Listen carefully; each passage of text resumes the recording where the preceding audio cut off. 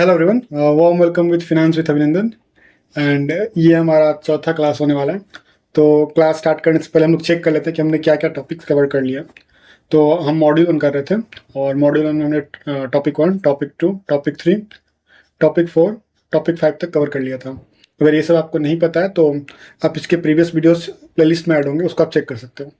तो आज हम लोग जो बात करेंगे वो है हमारा आईपीओ प्रोसेस के बारे में, और विथ लाइव एग्जांपल्स हम एक आईपीओ के बारे में फुली फ्लेजेड इन्फॉर्मेशन चेक करेंगे। तो मैंने ऑलरेडी इस वीडियो से पहले डिस्कस किया था कि आईपीओस क्या होते हैं, पर मैं एक बार शॉर्ट में आप सभी को आईपीओ क्या होते हैं बता देता हूँ। तो जस्ट फॉर एग्जांपल एक कंपनी होती है, ये कंपनी होती है एक।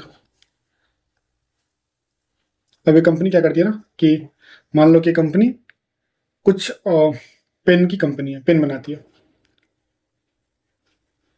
अभी क्या करती है कि ये सिर्फ अभी इंडिया के ईस्टर्न पार्ट में है।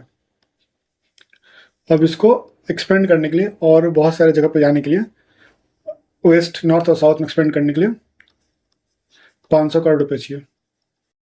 तो इसके पास दो ऑप्शन है, या तो ये किसी वेंचर कैपिटलिस्ट फर्म के पास चले जाए और वहाँ से एंजल इन्वेस्टर या फिर से किसी बड़े पार्टी से, बड़े इन्वेस्टर से पैसा ले ले, या दूसरा ऑप्शन है कि ये नॉर्मल पब्लिक से पैसा ले ले। जब कोई भी कंपनी फर्स्ट टाइम पब्लिक से पैसा लेती है तो हम लोग उसको बोलते हैं इनिशियल पब्लिक ऑफरिंग, और इसका जो ये IPO, इसको शॉर्ट हम लोग IPO बोलते हैं। अब ये कैसे होता है तो ऑलरेडी मैंने प्रीवियस वीडियो में कवर कर दिया था कि वो कंपनी जो है,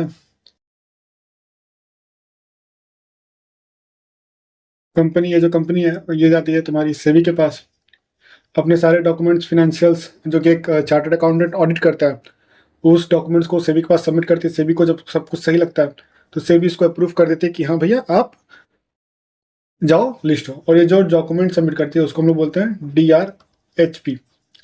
तो आइए इसको प्रैक्टिकली हम लोग 1 बाय 1 चेक करते हैं। तो सबसे पहले ना मैं आपको एक वेबसाइट के लिंक बताता हूँ। इस वेबसाइट का नाम है IPO वॉच।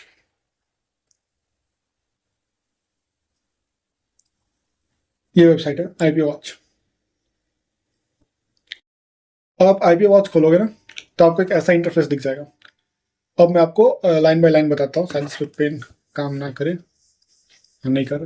तो IPO वॉच, ये जो आपको दिख रहा है ये सेक्टर, ये है लिस्ट ऑफ कंपनीज कि कौन कौन सी कंपनीज IPO ला रही हैं।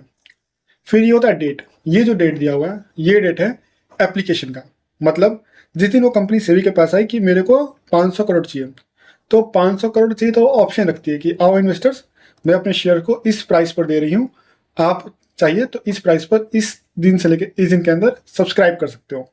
देना ना देना वो मेरा काम है। तो ये होता है ये डेट। जैसे मदर न्यूट्री फूड्स है, उसका जो डेट है वो है 28 नवंबर। अब IPO टाइप की बात करते हैं। IPO टाइप में मेनली दो टाइप की होती है। एक होती है SME, जिसको हम लोग स्मॉल मीडियम इंटरप्राइजेस बोलते हैं, और एक होती है मेन बोर्ड जो कि हमारी NSE और BSE पे लिस्ट होती है। फिर आता है IPO साइज। IPO साइज मतलब कितनी करोड़ की इश्यू आने वाली है, कितना करोड़ पैसा उस कंपनी को चाहिए। और यह है IPO प्राइस बैंड, मतलब किस प्राइस पर उस कंपनी के शेयर्स खरीदने वाले हैं। इसमें जो, जैसे अगर मैं इसकी बात करूं तो 114 है वो लोअर प्राइस बैंड है, और जो 120 है वो अपर प्राइस बैंड है। तो जनरली जब भी share more than 1 time subscribe होता है, मतलब इस केस में कंपनी को 33.8 करोड़ पैसे चाहिए थे, अगर उसको पब्लिक से 33.8 करोड़ से ज़्यादा के सब्सक्रिप्शन मिल जाते हैं, सब्सक्रिप्शंस, तो अब जो भी अलॉटमेंट होगा वो इस प्राइस पे होगा, 120 के आसपास। लेकिन अगर वही प्राइस 33.80 से कम हो तो इस प्राइस से लेके इस प्राइस के बीच में इन्वेस्टर्स जो भी प्राइस बीट किए होंगे उस पर उनको अलॉटमेंट मिल जाएगा। तो अब मैं किसी एक एग्जांपल के साथ आपको समझाता हूँ। जैसे पिन लैब्स बोल के कंपनी है, इसका जो IPO आया है वो आया 7 to 11 नवंबर के आसपास, मतलब 7 तारीख से लेके 11 तारीख तक इन्वेस्टर्स के पास ऑप्शन है कि आप इसको सब्सक्राइब कर सकते हैं। तो जो सब्सक्रिप्शन का प्रोसेस होता है वही मैं आपको एक्सप्लेन करूंगा। फिर ये मेन बोर्ड में आ रही है, मतलब मेन बोर्ड में आ रही है मतलब ये NSE और BSE पर लिस्ट होने वाली है। इसने 3899.91 CR करोड़ का फंड रेज किया, और इसकी जो लोअर प्राइस बैंड है वो है 210 रुपीज़ और जो अपर प्राइस बैंड है वो है 221 रुपीज़।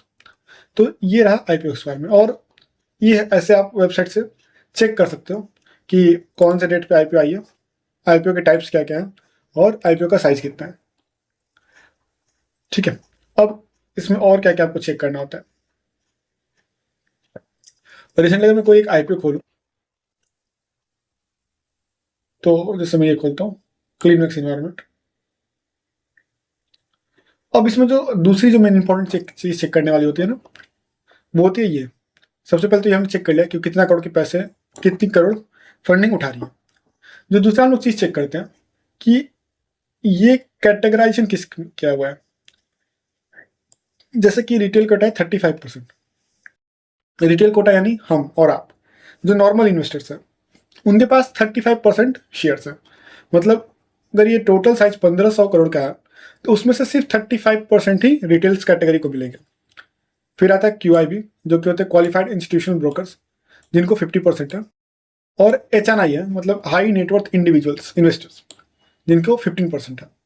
अब हम लोग के लिए जितना ही बड़ा साइज होता है ना, उतना ही अच्छा IPO होता है, क्योंकि मिलने के चांसेस उतने ही ज़्यादा होते हैं।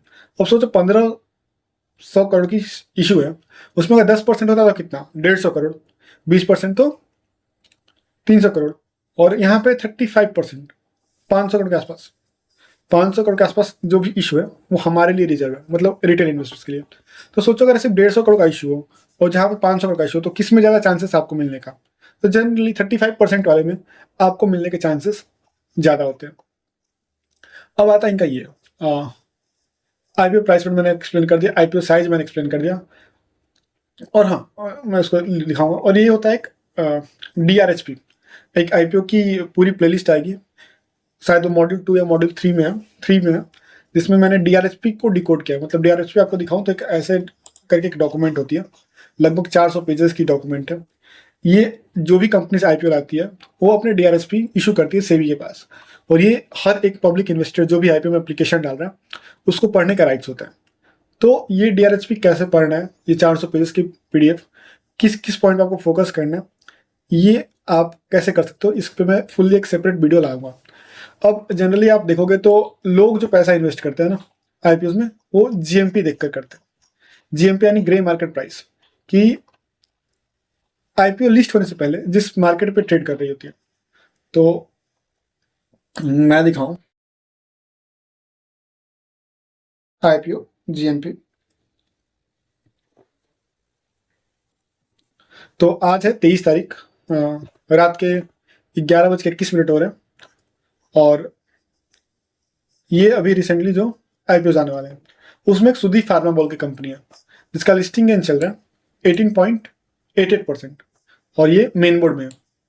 इसका मतलब क्या होता है कि अगर ये कंपनीज में मैं IPO लगाता हूँ तो ये जो 593 रुपीज़ है उसका 18.88% प्रॉफिट मेरे को मिलेगा, और ये ग्रे मार्केट में चल रहा है। ग्रे मार्केट यानी वो मार्केट जो ऑफिशियली रिकॉग्नाइज नहीं है, पर डब्बा मार्केट इसको बोलते हैं, जो कि शेयर के लिस्ट होने से पहले जिस प्राइस पर वो ट्रेड हो रहा है उसको हम लोग ग्रे मार्केट बोलते हैं। अगर वो प्राइस इस प्राइस से ज़्यादा हो तो उसको हम लोग ग्रे मार्केट प्रीमियम बोलते हैं, GMP बोलते हैं।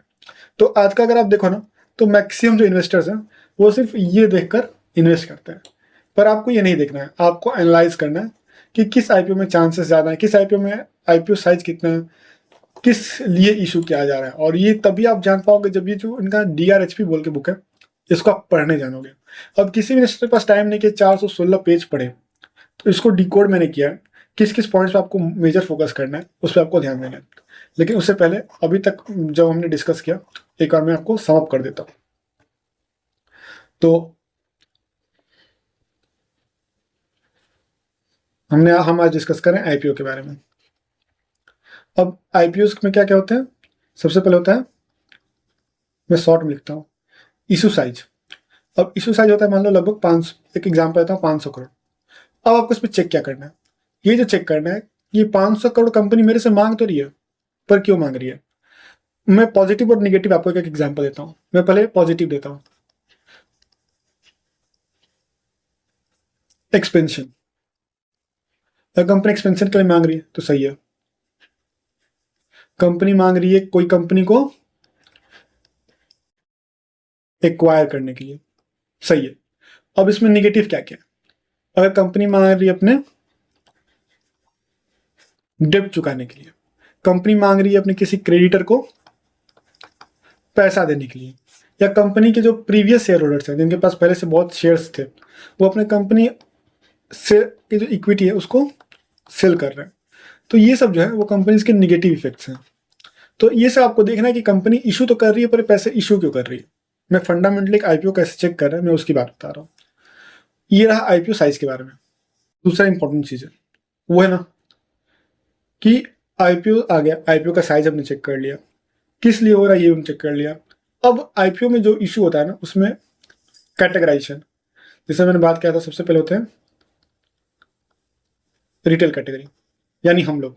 तो चेक करना है ना कि किस कैटेगरी में सबसे ज़्यादा अलॉटमेंट है। मेनली जो होते हैं वो 10% होते हैं और 35% होते हैं, दो कैटेगरी होते हैं। तो आपको चेक करना है कि मान लो अगर कोई कंपनी 100 करोड़ की इशू लाती है, अगर वो 10% दे रही है तो आपके कितना है, सिर्फ 10 करोड़। लेकिन वही कंपनी अगर 35% दे रही है तो आपके पास कितना चांस अप्लाई करने का, 35% करोड़। तो जिस कंपनी में अगर ये जितना ज़्यादा है ना रिटेल कैटेगरी, आपको उतने ज़्यादा मिलने के चांसेस होते हैं आईपीओ के। और जो आईपीओ में पेंडिंग पॉइंट्स है वो मेनली डीआरएचपी को लेकर है। और आईपीओ आपको कैसे मिले हमेशा याद रखना, क्योंकि आईपीओ मिलना इज अ रिस्क फ्री बेट।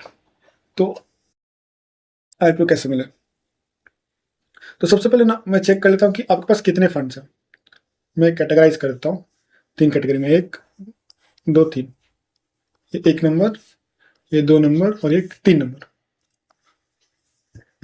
पहले मैं करता हूँ आपके पास, आप बहुत छोटे इन्वेस्टर हो, आपके पास 15,000 तो होने ही चाहिए मिनिमम। 15,000 से लेकर आपके पास 50,000 है। दूसरे में 50,000 से लेकर 2 लाख है। और दूसरे 2 लाख से लेकर कुछ ऐसे पैसे हैं। तो अगर आपके पास 15 से लेकर 50,000 है ना, तो आप खुद के अकाउंट में 1 लॉट और एक अपने भाई या फिर से दोस्त के अकाउंट में 1 लॉट लगा सकते हो। आपके पास 50 से लेकर 2 लाख रुपए के आसपास है। तो सबसे पहला चीज़, आपके पास दोस्त है कि नहीं। अगर नहीं है तो आप खुद के अकाउंट में सिर्फ 1 लॉट है तो HNI बिट प्लेस करो। अगर आपके पास दोस्त है तो ट्राई करो कि जितने से ज़्यादा मल्टीपल अकाउंट्स आप 1 लॉट करके लगा सको वो देख लो। और आपके पास बहुत ज़्यादा ही पैसे तो आप ट्राई करो 2 लाख वाला मल्टीपल अकाउंट। और बहुत ज़्यादा पैसा है तो आप 10 लाख वाला HNI बिट प्लेस करो। सो इससे क्या होगा ना कि आपका रिटर्न मैक्सिमम आएगा। That's all in this video, this lecture. और मैं होप करता हूँ कि लेक्चर से आपने कुछ ना कुछ वैल्यूएबल सीखा होगा। वीडियो कैसा चल रहा है, प्लेलिस्ट कैसा चल रहा है, आप एक फीडबैक जरूर दीजिएगा। That's all in this video. Thank you so much for watching.